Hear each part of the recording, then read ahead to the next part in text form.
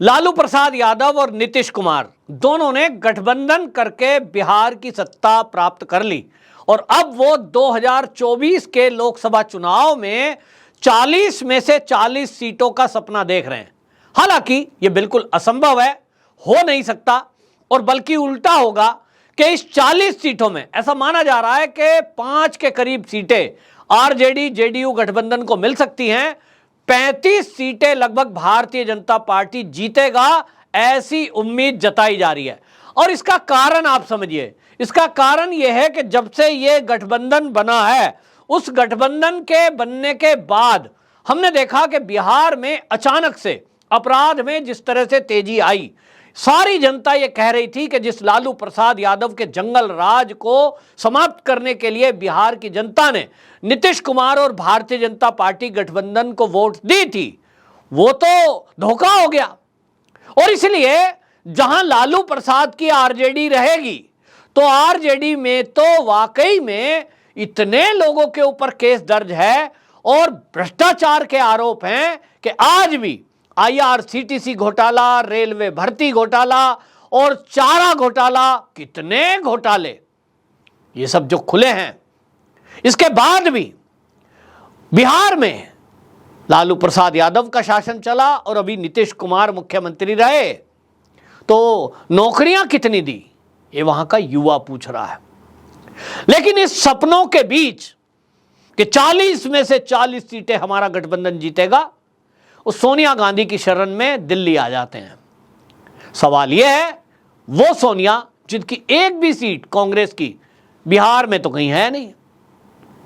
अब बिहार में एक आध सीट कहीं मिली है, यानी एक तरह से यह कहें कि कहीं अस्तित्व में नहीं है।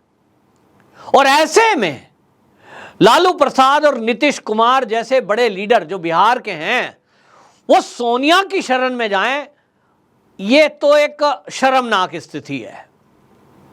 सोनिया गांधी भले ही अब एक कार्यकारी अध्यक्षा कांग्रेस की है, लेकिन आज पूरे देश में यदि कांग्रेस की स्थिति देखेंगे तो क्या स्थिति है? कांग्रेसी खुद कांग्रेस छोड़कर जा रहे हैं।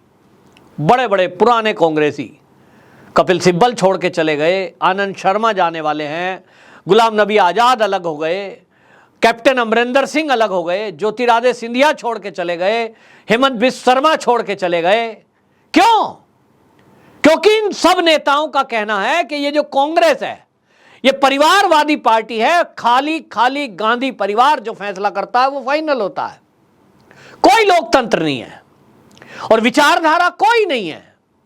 केवल एक विचारधारा कि जो देश को लूटने वाले लोग हैं, जिनके ऊपर केस दर्ज है, बस उनके साथ गठबंधन कर लो। 100 चोर मिलकर एक पुलिस के विरुद्ध खड़े हो जाओ।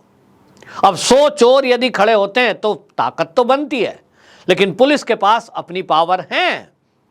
यह ठीक इस समय ऐसा हो रहा है कि यह विपक्षी एकता के नाम पर जो नेता एक मंच पे आने की बात कर रहे हैं, इन एक एक नेताओं को यदि आप देखेंगे तो आपको पता लगेगा कि यह देश हित में नहीं है, यह अपने हित में गठबंधन बनाने को मजबूर है। ममता बनर्जी की आवाज उठ रही है, एक हो जाओ, एक हो जाओ। क्या डर है? मोदी से यह डर है कि जो ईडी और सीबीआई के केस दर्ज हैं ऑलरेडी, उनमें आज नहीं तो कल जेल जाना पड़ेगा। और उनको लगता है कि यदि मोदी सरकार हट गई 24 में तो इनके सारे केस खत्म। अब ये देश की जनता तय करे कि जिन्होंने इस देश को लूटा, लगभग 65 साल सत्ता में रही कांग्रेस, और आज नेशनल हेराल्ड मामले में केस दर्ज है, मां बेटे की जमानत पर अभी बाहर हैं, ये जमानत पर हैं, जेल जाना तय माना जा रहा है। देश का बंटवारा कांग्रेस ने किया। देश के बंटवारे के अलावा जिस तरह से वक्फ बोर्ड को पावर दी गई, देश की संपत्ति को लुटने दिया, ये कांग्रेस ने किया। अल्पसंख्यक कल्याण मंत्रालय बनाकर और जो कानूनों में परिवर्तन किया, साहबानों के केस में हमने देखा कि संसद के अंदर किस तरह से केस ही बदल दिया।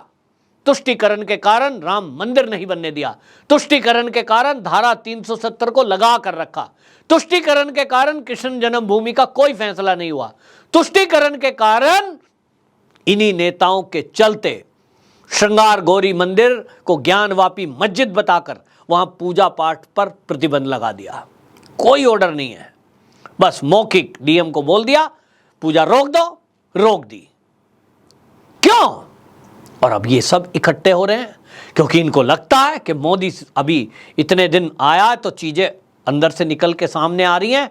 अगर 2024 में मोदी तीसरी बार आ गए तो इनको लगता है कि जो इनके घपले घोटाले अभी तक खुलकर सामने आए हैं, अभी तो किसी में चार्जशीट लगी है, किसी में ट्रायल चल रहा है, इनको लगता है कि मोदी ने अगर रिपीट किया तो ये तो जेल ही में रहेंगे। इनको लगता है कि अभी तक जितनी चालबाजी थी आज तक ये चल देते थे। आप देखें, कोई नेता पकड़ा जाता है किसी भी राजनीतिक पार्टी का, जैसे ही गिरफ्तार करती हैं एजेंसियां, इनके सीने में दर्द हो जाता है और सीने में दर्द हुआ, फिर ये हॉस्पिटल पहुंचे और वहां डॉक्टर पहले से सेट होता है। अब नहीं हो रहा, पहले हुआ है और डॉक्टर साहब लिख देते थे सीने में दर्द, इनको दिक्कत है भाई, भर्ती कर लो, हार्ट में दिक्कत है, फर्जी रिपोर्ट भी बन जाती है और उसके बाद ये हॉस्पिटल में ही सजा का टाइम काट देते हैं। बुली हुई सजा है, जमानत याचिका लगती रहती है, जज साहब को सर्टिफिकेट्स दिखाए जाते हैं डॉक्टरों के। जज साहब भी क्या करें, कानून में ये व्यवस्था है कि यदि कोई बहुत गंभीर बीमार है तो भैया जमानत तो दे ही दो, इलाज चलने दो। और इस तरह से ये कानून का मखौल उड़ाते आए, लेकिन अब चल नहीं रहा। हमने देखा अभी दिल्ली के अमानतुल्लाह खान को पकड़ा और दिल्ली की पुलिस ने जब पकड़ा तो उनके भी सीने में दर्द उठा। अब दिल्ली के किसी अस्पताल में वो नहीं गए। अब ये तो जो है दिल्ली पुलिस है, एम्स में ले गई क्योंकि उनको डायरेक्शन है ये कि भैया दिखाना है तो एम्स में दिखाओ, क्योंकि वहां फर्जी रिपोर्ट तैयार नहीं होती। मैं ये नहीं कह रहा हूं कि दिल्ली के या राज्यों के अस्पतालों में सभी में ये हाल है, लेकिन ज्यादातर देखने में ये आया है।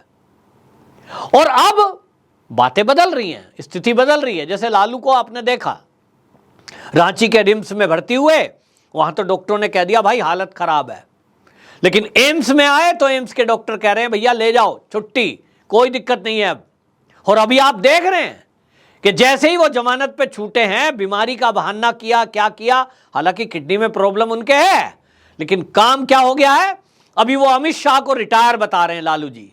अपनी उम्र नहीं देख रहे, अपनी स्थिति नहीं देख रहे और अपने से 20 साल छोटे अमित शाह को कह रहे हैं कि साहब वो रिटायर है। वाह भाई वाह, बहुत अच्छा।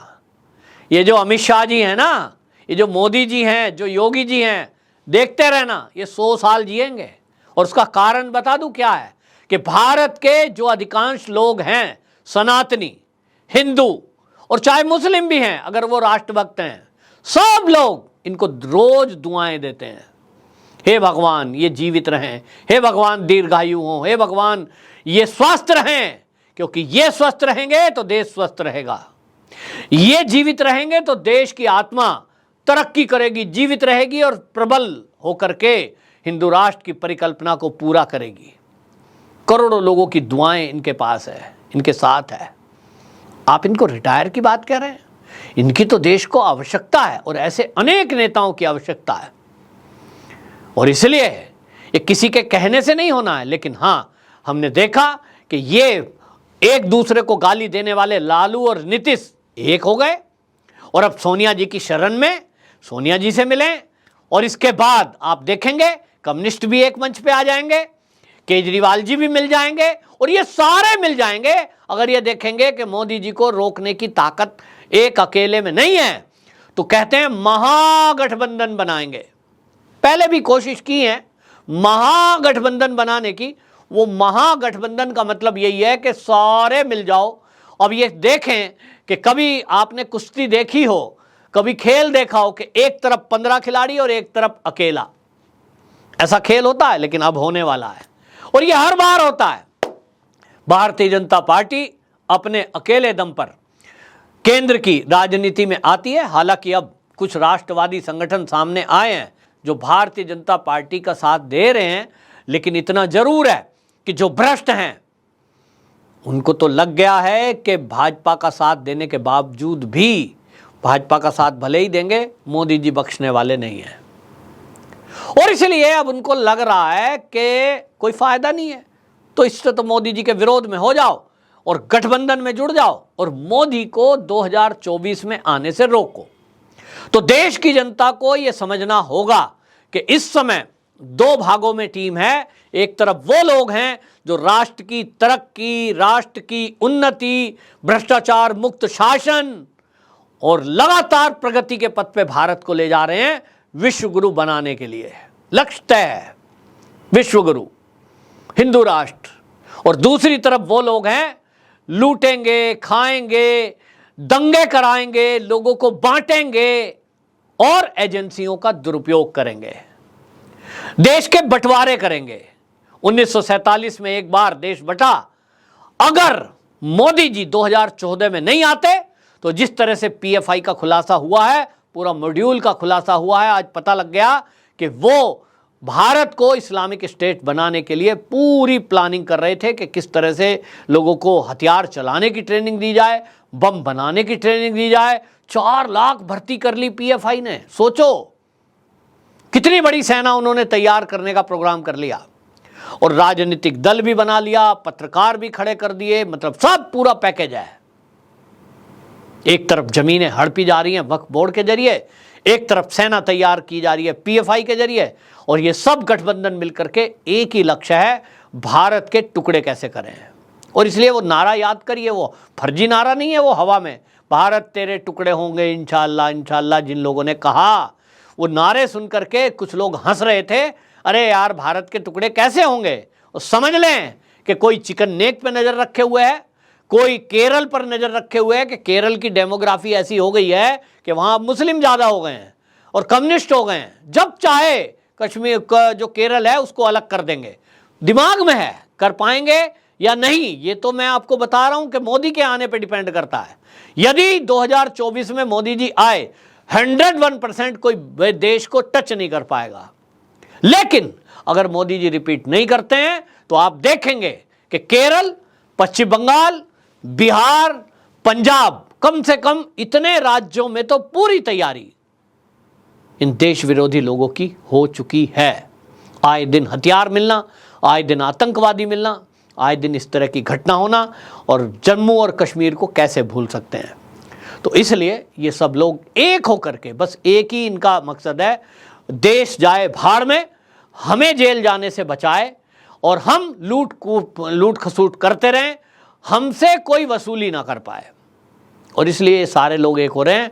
लालू और नीतीश का सोनिया गांधी से मुलाकात करना ये बता रहा है कि इनको जेल जाने का डर ही एक किए हुए है, जेल जाने का डर ही सता रहा है।